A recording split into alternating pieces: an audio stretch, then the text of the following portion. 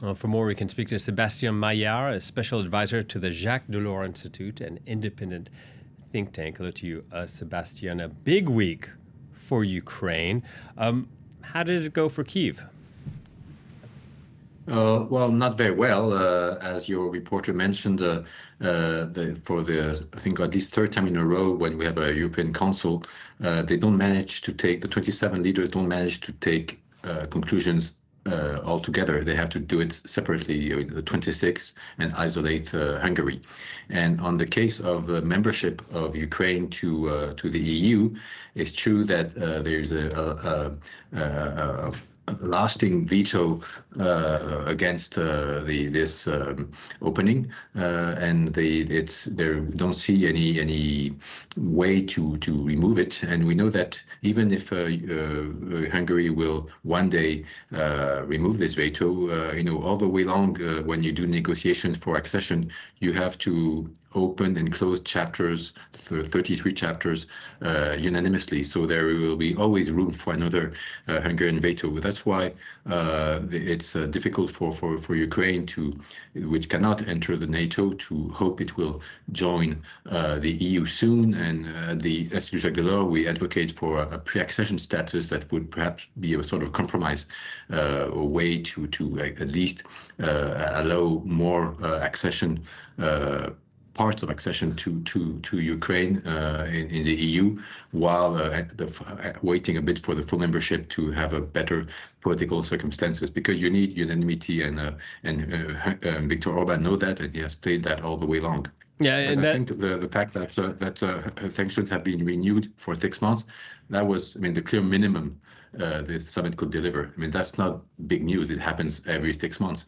And so, the fact that they managed to do it is, I think, the minimum they could afford for Ukraine. Right, and as you point out, that is all of Viktor Orban's leverage there. So what does Ukraine need to concede to Hungary to get Viktor Orban's approval? Is there anything Kyiv can do?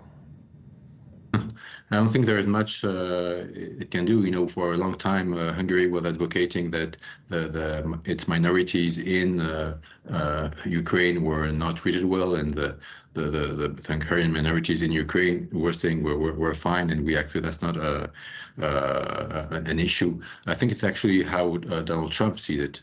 If the sanctions were renewed for 6 months, and Hungary did not oppose it, it's because Donald Trump didn't say to Orban he should do it. So I think it's more also to deal with, in a way, if Washington favors an entry of Ukraine into the EU, then Hungary will perhaps lift its veto. So it's also a matter of indirectly dealing with Trump, actually. Yeah, Spain's prime minister accused the EU of double standards for taking, or at least continuing, these sanctions against Russia, but not taking a similar action against Israel for its operations in Gaza. Do you think those are double standards?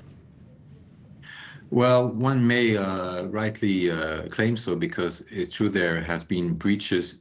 Seems to a report that was discussed by the High Representative Kaja Kallas and presented to the leaders, of breaches to the agreement between Israel and the European Union were clearly there, on a host of issues. And apart from Ireland and Spain and Slovenia, many member states did not want to go into any backlash against Israel, also because I think that perhaps the situation would have been different if the discussion had been held before the war between Iran and Israel, and the ceasefire that has been reached there. So I think they didn't want to fuel any not risk fueling the situation by suspending this association agreement. But it's true that when you compare it to the breaches to international law that has done in the case of Russia, yes, one may raise the case of double standards. Yeah, I'm also curious. You mentioned the 12-day war there between Israel and Iran, a show of might despite calls for de-escalation, repeated calls for de-escalation from the international community. I'm just curious, given the tense situation globally, is there still is there a test for diplomacy at this moment, and are international leaders up to that task?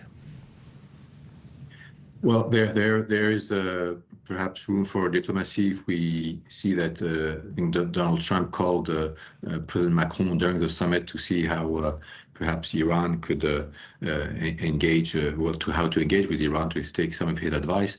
But I mean, that's not for perhaps the EU level. We see that the EU has been quite marginalized in this case in the Middle East, in this war between the 12-day war, and it's more a matter of perhaps the E3, the Spain, Germany, France, and then the UK, but not the EU as such, which can hardly speak with one voice and has not had that much leverage in this situation compared, for instance, to the one in Ukraine or elsewhere, where it has really much more cards to play.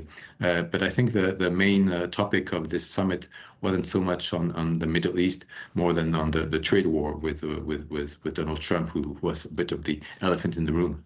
Indeed. Sébastien, thank you very much. Sébastien Maillard from the Jacques Delors Institute. Thank you.